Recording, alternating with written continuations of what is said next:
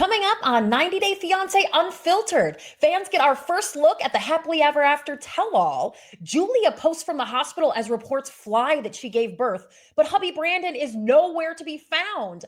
Plus, a 20-year age gap and 20 breakups. There is a new couple in the 90 Day universe. I have cast updates and recaps from this week's new episodes of Happily Ever After and The Other Way straight ahead.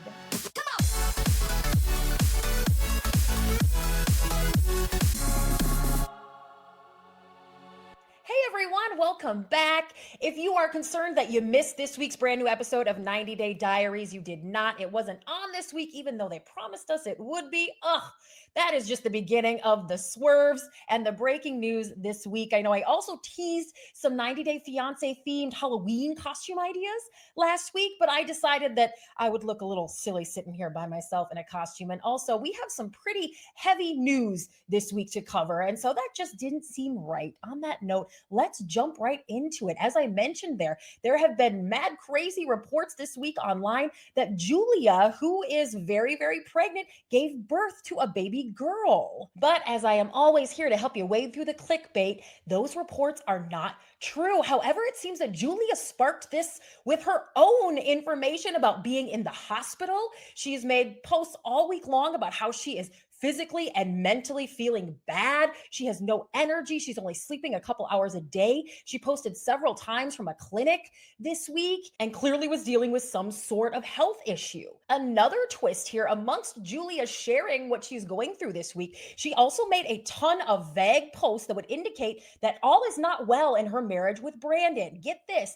just a couple days ago, she posted a photo of herself clearly feeling under the weather and said, "I think everything is for the best. Plans change and there's nothing wrong with that. I look forward. Right now, my focus is on health, and I will talk a little later when I feel better, and I'm sure this is the right decision. Right now, I'm taking care of my health, work, doing my business, and solving other problems." So it's very clear that Julia is trying to keep fans guessing here. She is teasing sort of a breakup, not mentioning her husband at all, or whether he is helping to care for her when she is sick and pregnant and in the hospital. And while Julia did take the time to address the fake reports about her giving birth, which she was angry about, she called out these rumors and said lies about health are too much. She did clarify she was not in a car accident. That isn't what caused her health issues this week. And she did not yet give birth to her child, declaring that when she does, you can hear it first from her. What's going on here is that Julia is trying to tease fans with a breakup, but accidentally sounded the alarms that perhaps she had had her baby or that there was something wrong with her or her baby. This is just one of very many sentiments that she has expressed on social media in the last week or two. She is saying, without saying,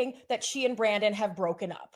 I don't believe that for 1 second. I don't think you should either. And just the fact that she's even teasing it at all means that it isn't going down. She is under NDA. It's very clear that Julia and Brandon's story is going to continue to play out after this season of Happily Ever After. And if Brandon and Julia truly were getting a divorce, they would be under an NDA. They would be being filmed. Of course, TLC isn't going to let that slide without getting it on camera. And they would not be saying one word about it. So while Julia can keep complaining about the clickbait and the fake reports here, she is essentially causing it herself. And again, do not believe for 1 second that there is any trouble in paradise between her and Brandon. He hasn't said much on social media. He's just kind of letting her get her attention. And she is always drumming up business for her doggy gift subscription box too. So it definitely puts money in Julia's pocket to keep fans clicking over to her page. And I think that is exactly what she's trying to do here. When she does finally give birth, you can hear it from her and then right here from me too. I know there's a lot of casual fans out there that maybe don't have the time to sift through all the AI generated fake news out there. So that's what I'm here to help you do. Very much not fake news were the reports that started to pop up at the end of last week that Adnan was expressing racist and anti-Semitic ideas on social media. So here's what happened. I told you about this in a special episode of 90 Day Fiancé Unfiltered that came out on Friday. Let me rehash it a little for you because we've got some updates here. So on Thursday evening, both Adnan and Tigerlily, who have not been on Happily Ever After for several weeks, it almost seems as if after the birth of their baby Zayn, season, like TLC stopped filming them. And I've told you, I think that has a lot to do with the fan backlash that happened when the 90 Day Fiancé season 11 tell-all aired, where Adnan got in a fight with Niles and all of that.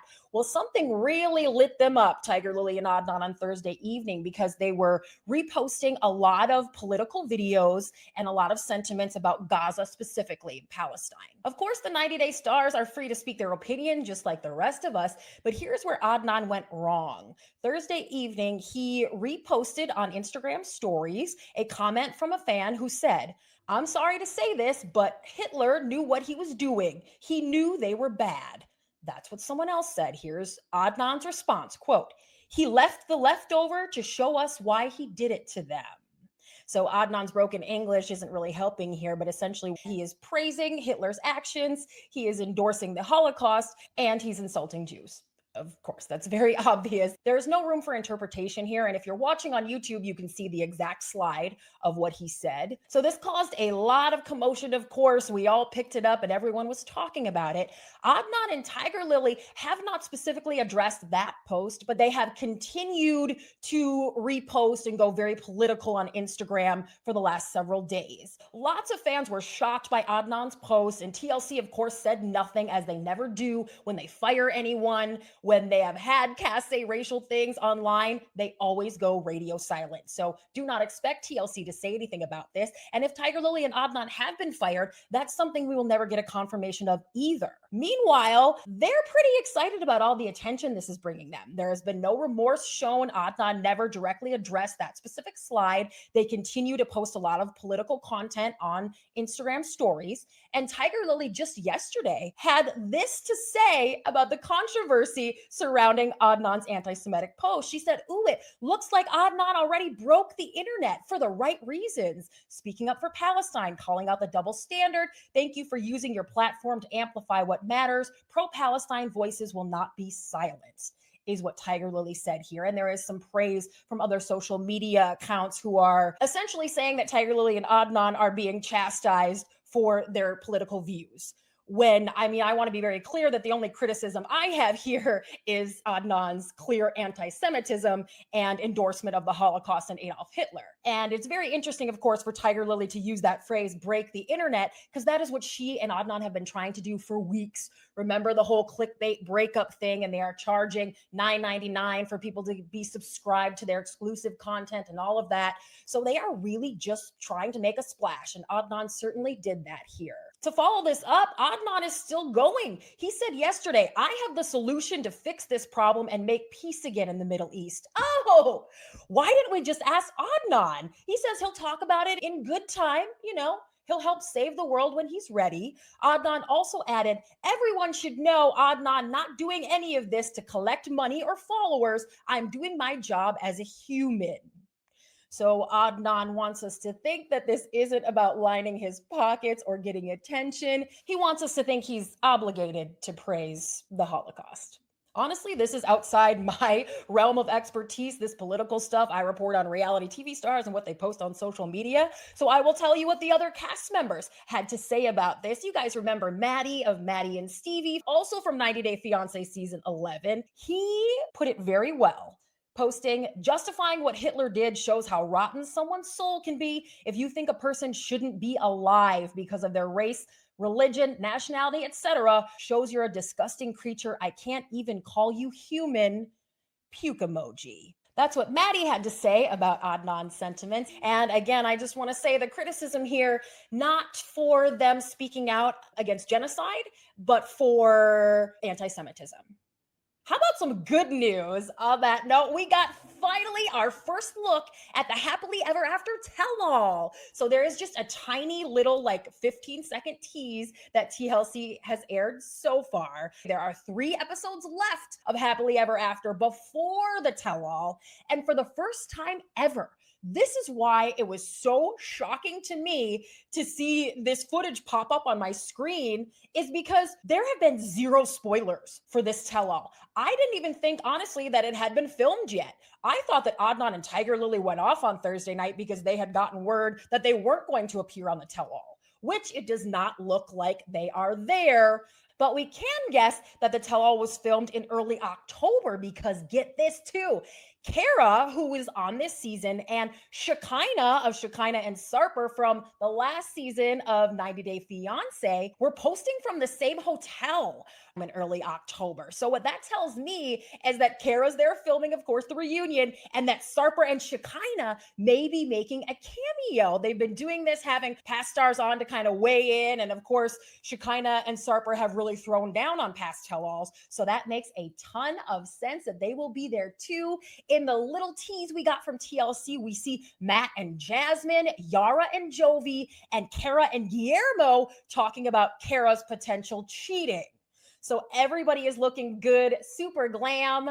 And yes, this is from me recording this off my television because I really wanted you guys to see it in case you didn't catch it. But again, TLC has not put anything out on YouTube just yet. Let's get into the last of these 3 episodes before the tell-all by talking about what went down on Happily Ever After this week. It kicked off with this huge swerve. They don't usually troll us this hard, but Darcey crying while cutting up an onion really got me. And she would have had reason to be crying, right? All is not well between Darcey and Georgi. She even says, this doesn't feel like a marriage. We're just living to live. And that is exactly how it feels as a viewer watching it too, right?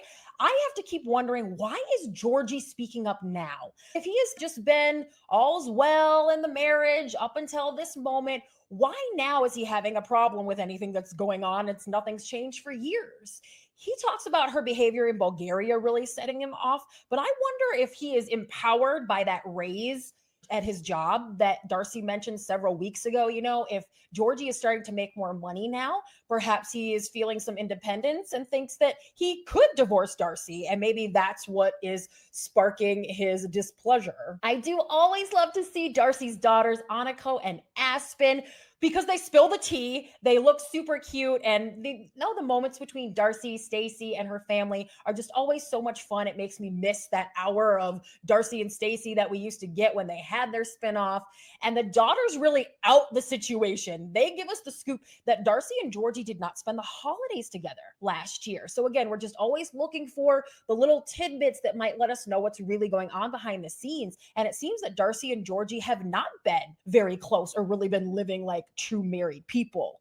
Her dad calls it out too. Amongst the issues, Darcey bringing up potentially moving back to Connecticut from Miami, not just to her husband in a conversation, but in front of the entire family, and essentially asking her dad's permission while letting Georgi know that this is her plan, was really a bad look. That's some bad wifing there, Darcey.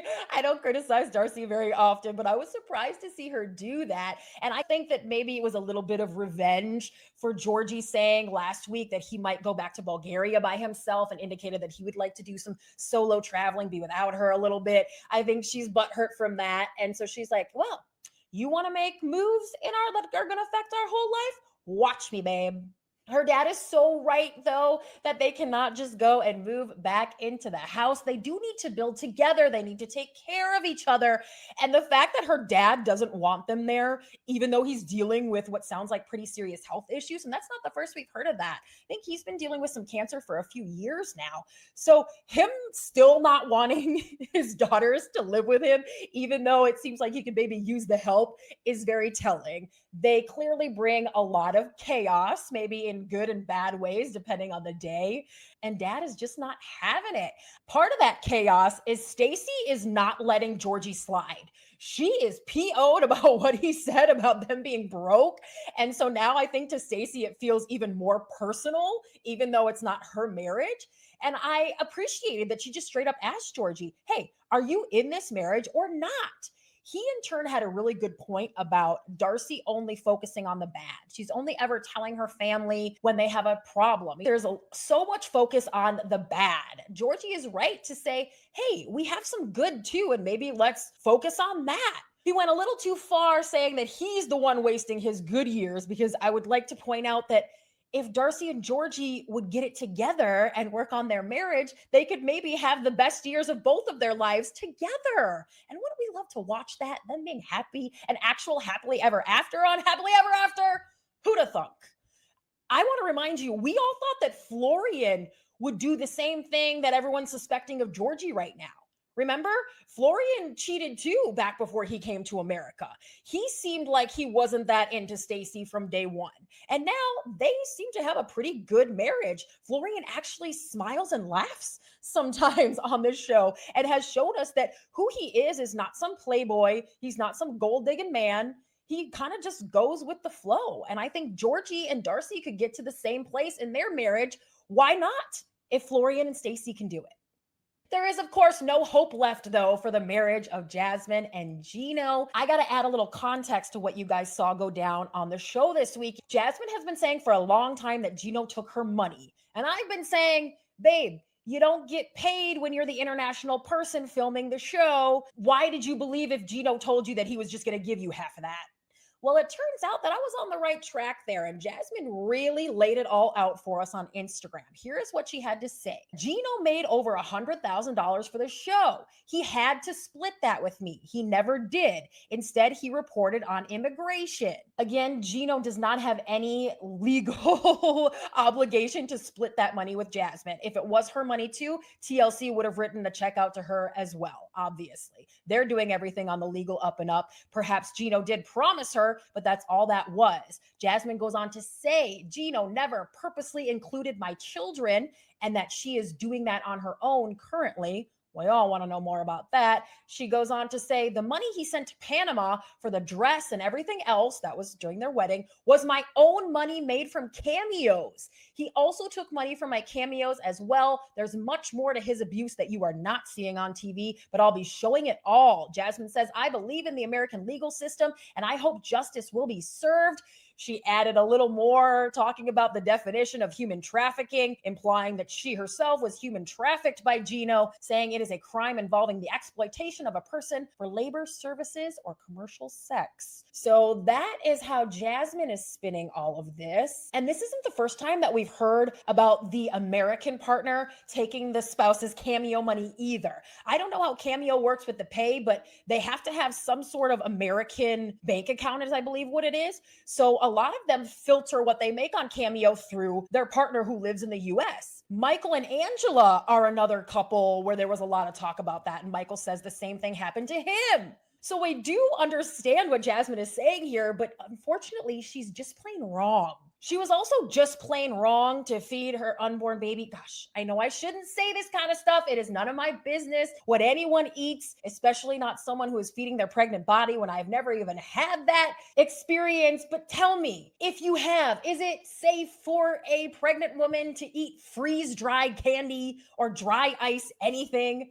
I remember when I first started working as a server at Saddle Ranch, they were famous for those big blue carafe drinks and they used to smoke them with dry ice. And when I had started there, everyone asked for it, but we didn't have it anymore. And I asked around, hey, what happened to this smoking the drinks thing? Oh, it was toxic. We were poisoning people, so we had to stop that. And I know there's this huge craze now of the freeze-dried candy, but I just can't imagine that that was a good thing for Jasmine to feed her baby. And I also can't imagine that it tastes that good. I don't know.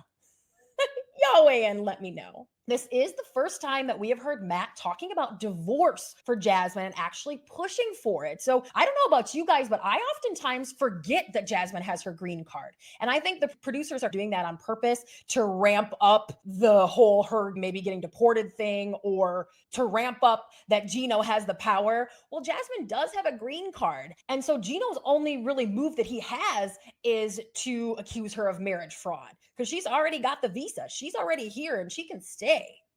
Is Jasmine concerned that a divorce would affect that? We don't know the exact conditions of her visa, but that's never happened before. That's not really how it works. So why doesn't Jasmine want this divorce? That was all I kept thinking as we watched the episode play out. Why? Is it because of the cost of divorce? We know that's been a thing that's held a lot of the cast back before. I suspect that's the reason why Colt and Vanessa still are not divorced. It does cost money, and now they're even in different states. We've always heard that the American is financially responsible for the person they bring over for 10 years.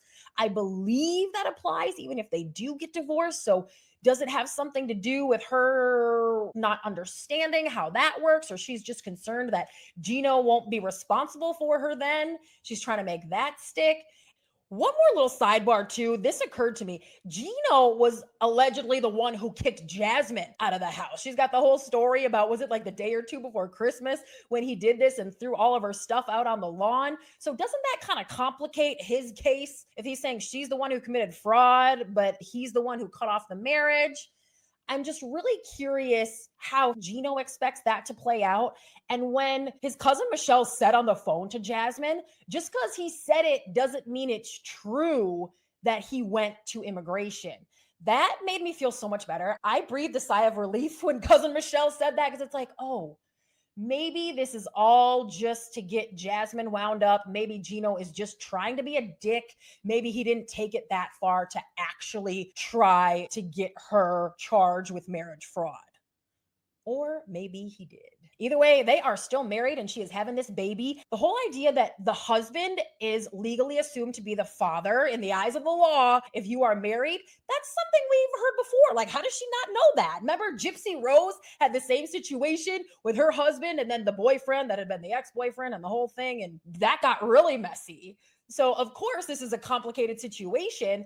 But Gypsy Rose got it worked out, and Jasmine would be able to too if she would actually address it and start making some moves. Matt has certainly moved forward and grown a little bit in this episode. He admits he went from hell no about having this baby to talking to her about love and calling Jasmine his family.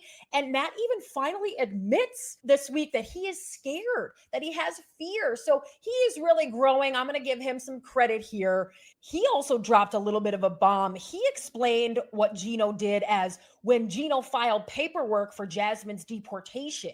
So Matt made me scared again, makes it sound like Gino actually went so far as to fill out some paperwork and is really trying to make something happen.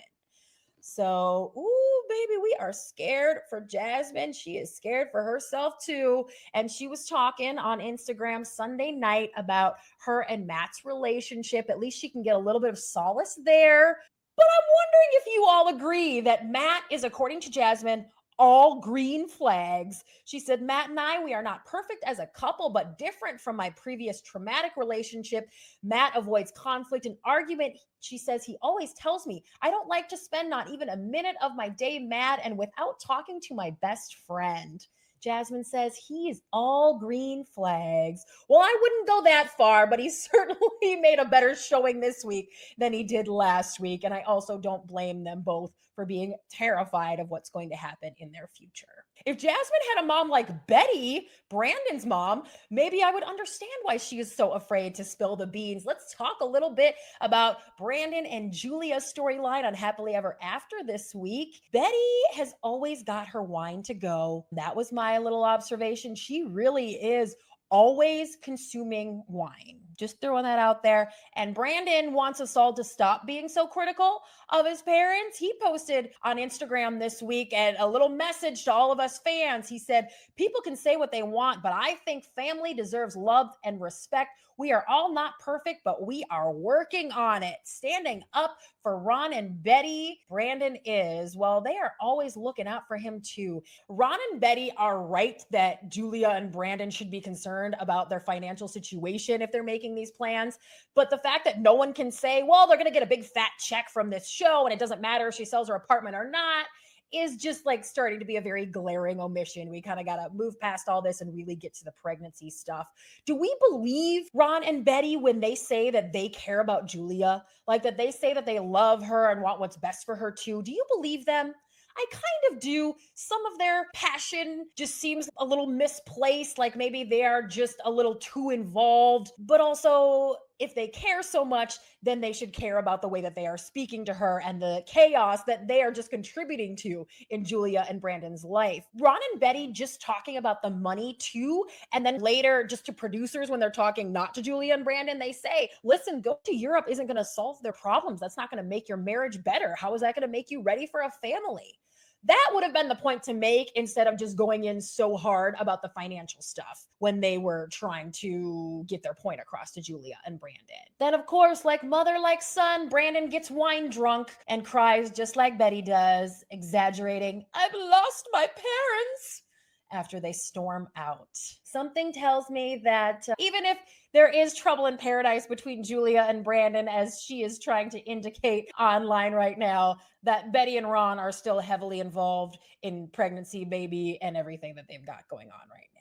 I try not to say the same thing every week, but how can I do that when the OG3 from Happily Ever After are giving us the same thing every single week? And that stupid shot of Yara and Jovi, Elizabeth and Andre, and Lauren and Alexi walking on the beach so confidently, like they all thought that they were starring in their own brand new spinoff. I've seen it enough. Did they not film more than one of those? It's time to get a new one. Yara likes to flex her outfits anyway. I need to see something new, which they are not giving with their storyline, which was the same for the third week in a row. I think maybe Jovi is just still rehashing it because he wanted to have a little man tantrum and then be like, I'm going to the bar. He just wanted a reason to leave his wife alone so he could go drink. As for Elizabeth and Andre, what occurred to me this week watching is that they are both so unlikable on camera, but they really like each other.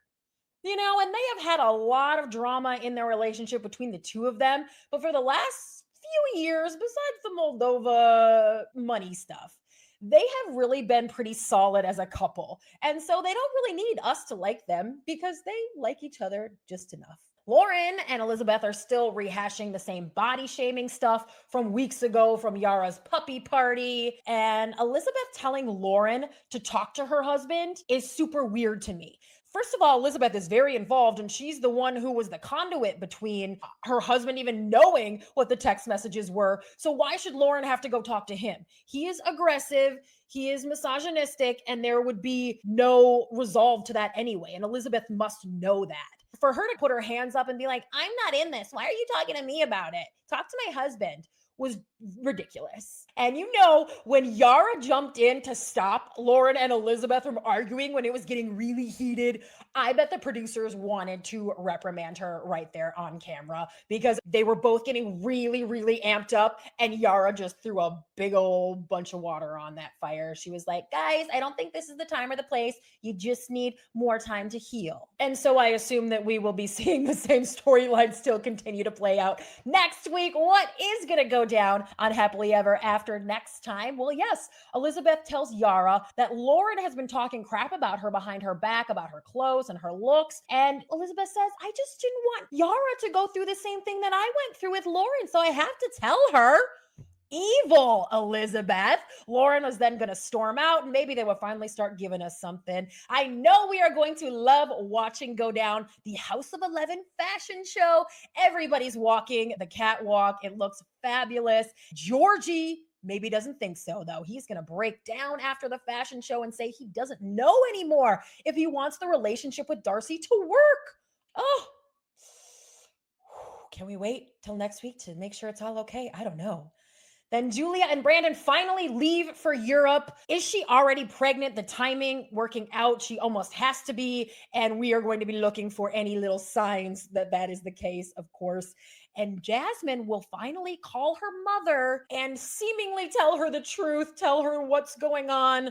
To what extent, I guess we will find out. We've seen Jasmine's mom on the show a few times. She's a really sweet lady, and I think we are going to really feel for Jasmine. So sounds like an action-packed episode next week. But what about what went down just last night on The Other Way? Oh my gosh, I have been so excited to talk to you guys about this for the last 12 hours or whatever it is. We have a new couple on The Other Way. Yes, 5 or 6 episodes in, we finally meet who I think are going to be the most talked about couple of the entire season. Let me tell you about them. This is Pattiya and Dylan, and they are a real couple. They have been together for 12 years. I love this because it makes it feel like this is a real relationship, which means there's going to be real drama. It was a great intro to them too, to have her performing on stage. She is an exotic dancer, and she was shaking her thing dressed up like a cowgirl. We have had strippers on the show in the past. Sarper, Mina, had that whole conversation about it at the tell-all,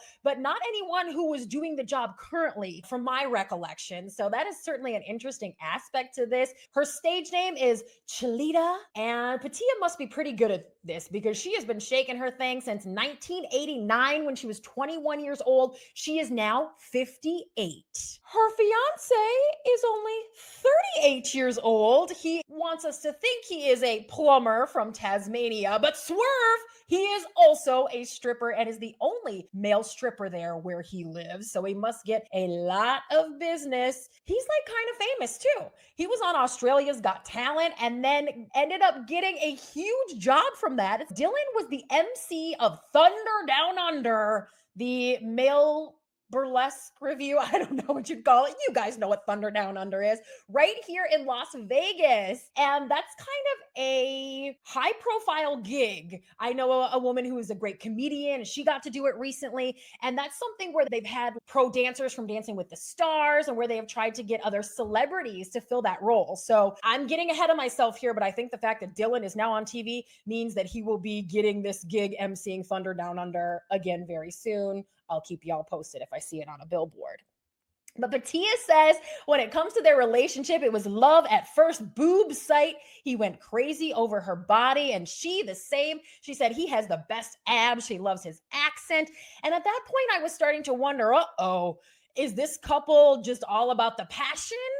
Or is there some love here too? Keep talking, Pattiya. She explains that in the past, they have really tried to make this work. They did live together in Vegas, where they were both working when he was doing Thunder Down Under for 7 years. But that did not work out, Pattiya says, because of insecurities and jealousy. And then 4 years ago, she packed up everything in Vegas, quit her job dancing, and moved to Thailand with Dylan. That was only 4 years ago, but she says they fought like crazy. It was hard to live there, and they eventually broke up. She came back to the US after that breakup, and then at some point they rekindled things, and she is very convinced that this last time will be the time, even though Pattiya is moving to Tasmania, where she has never even visited.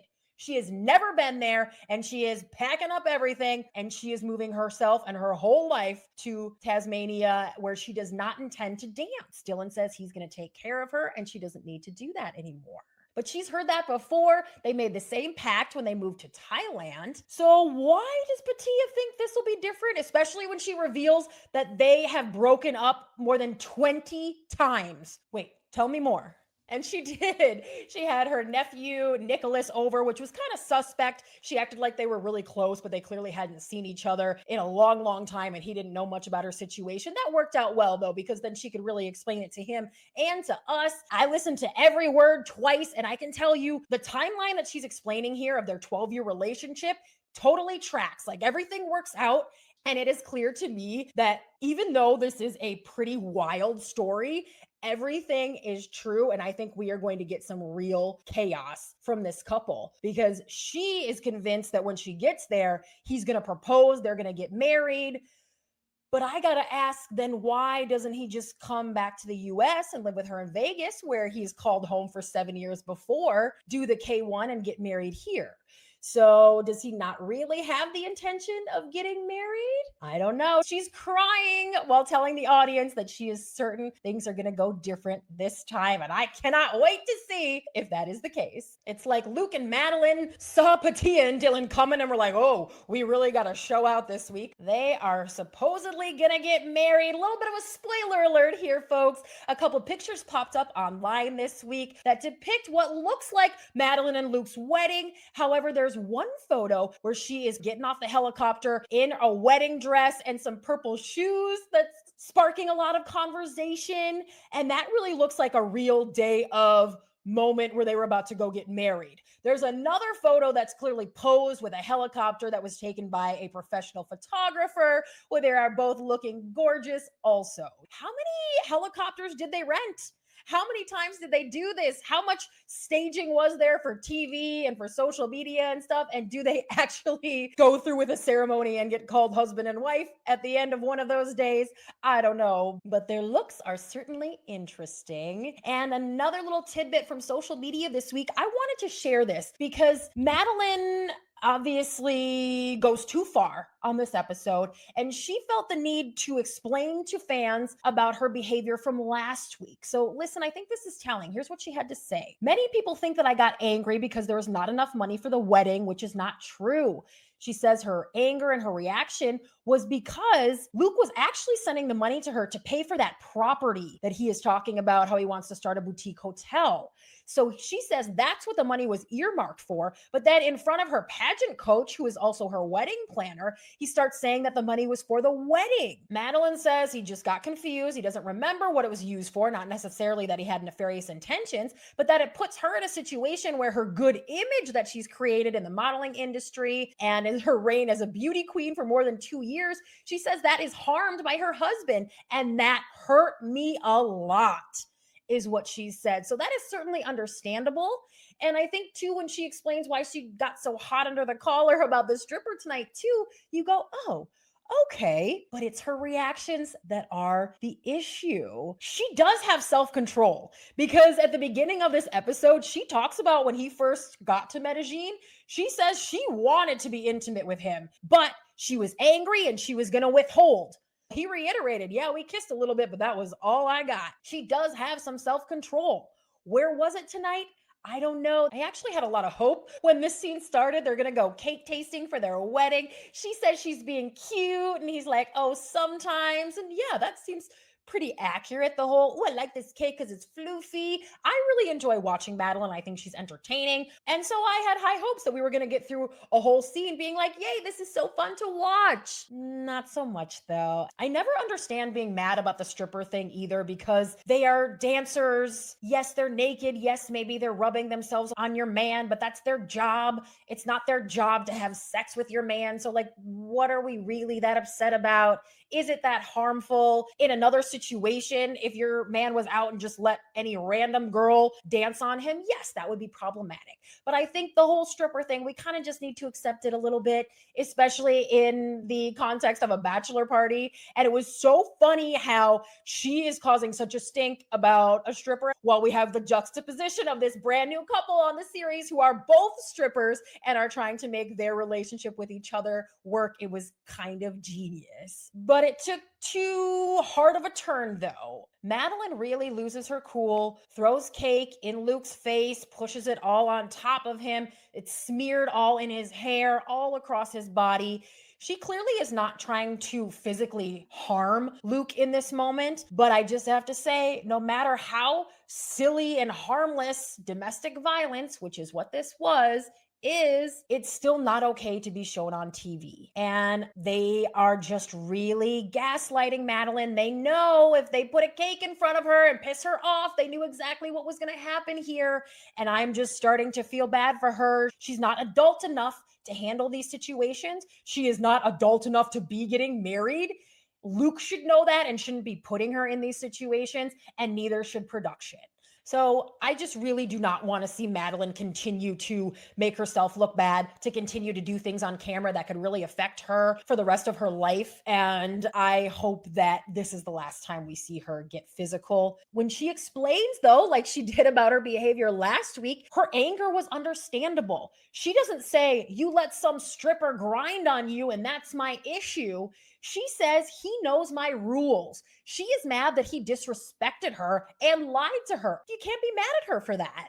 If she was mature enough to handle the situation and know how to express that and how to then move forward from it, it would have landed a little bit better. Obviously, she was, never forget, extremely young when Luke met her, and she is still too young to be getting married. He should not be marrying her.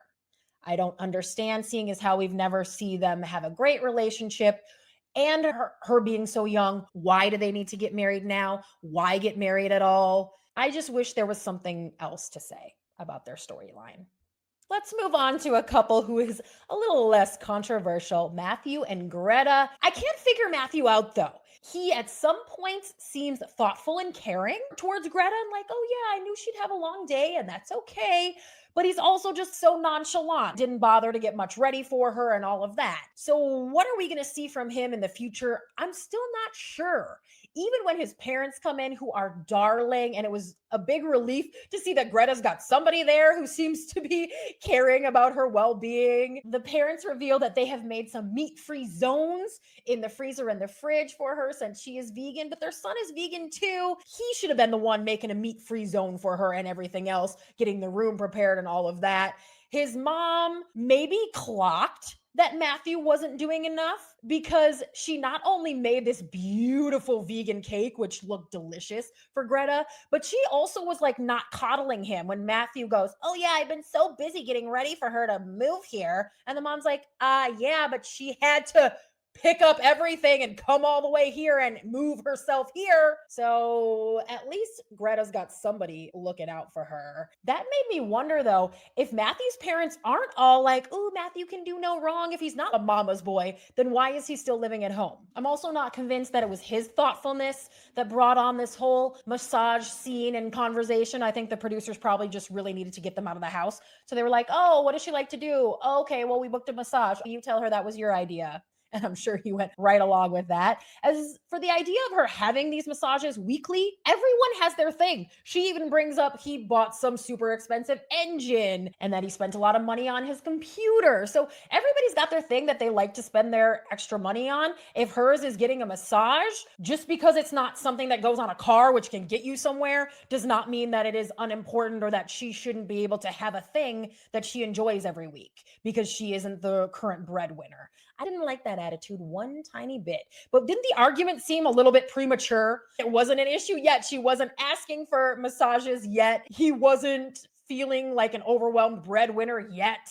It felt like they were just trying to drum up a bit of a storyline and make us think that there was going to be some sort of dissension in the future over all of this. He says that she doesn't appreciate what he's done for her, but what is there for her to be grateful for? What did he do for her? Really wondering where this is all going to go with Matthew and Greta. We don't even get to see all the couples every week since the show has been down to only 1 hour. And we got this 45-second scene between Jenny and Sumit where Jenny is crying. She's upset about what went down with Sana's sister-in-law and the family really criticizing her. Sumit does the right thing for once. He runs after Jenny and consoles her. It seems like Sumit is almost happy that part of his family really went hard at Jenny because he saw his mom, Sana, stand up for her. So he almost feels joyful in this moment, like, yeah, that was bad, but did you see what mom did? She had tears in her eyes. She stood up for you. And he's just so happy about that he doesn't even care that the rest of the family doesn't approve of their relationship still. This week in an interview, Manon and Anthony was asked how she feels about the other couples, and she really gave Sumit a lot of credit, saying that he's grown as a person and in his relationship, and maybe she is right. We will give Sumit a little bit of credit this week. What's going to go down next week on The Other Way? Let me tell you, Jenny and Sumit, they're going to get their time on the show. Next time, they're doing poop yoga with the family. I assume that is a yoga flow that is specific to make things go moving inside you, is my guess, but we will all find out next week what poop yoga is. And then as for our hot new couple, Pattiya will leave for Tasmania, but she's talking about Dylan being a mama's boy, which was not mentioned this week, and she is worried about getting him off his mama's teat. Is I believe what she says. That's her words, not mine. Manon Anthony will be back next week. She will reveal that she has a new business plan to Anthony. You know, she is a mover and a shaker. She's not going to sit around not making money for long. Can't wait to see what that's about. Chloe and Johny will be back too. Chloe says that Johny asked her if it's okay for him to stop sharing his location, but she's still suspicious. And get this, she can see Johny on his boat from the beach. So she's hanging out, hiding out in a tree with her friend, watching him carouse with women on his tour ship. I've been saying I really don't think that he is trying to hook up on the boat. We will definitely find out. And we'll also get some more telenovela style antics from Madelein. She's crying and throwing flowers and the whole thing. I just hope that she keeps her hands to herself next week, and we will certainly be watching. There was no brand new episode of 90 Day Diaries this week.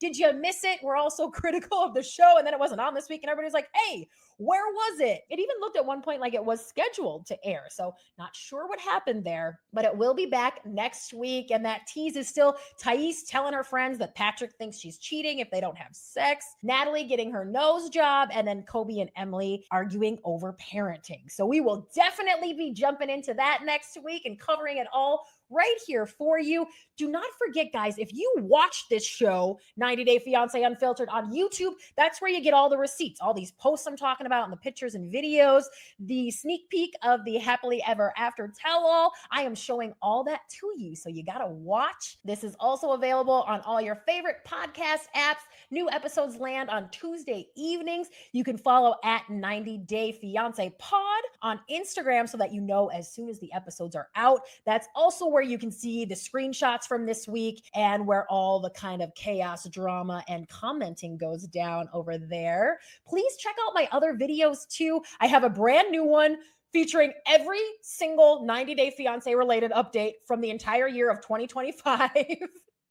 That is going up on Thursday, I'm thinking, and that is so juicy. There is so much to cover. I did not realize that this cast gave us so much chaos this year, and it is really fun to go back and watch over all of it. I also discovered some things that we didn't know to be true when they really went down in the last, 10 months. So that's going to be a juicy one. Make sure that you subscribe to the channel so that you never miss a new update. And I will see you all next Tuesday for another episode of 90 Day Fiancé Unfiltered. Thank you so much for watching. Bye-bye.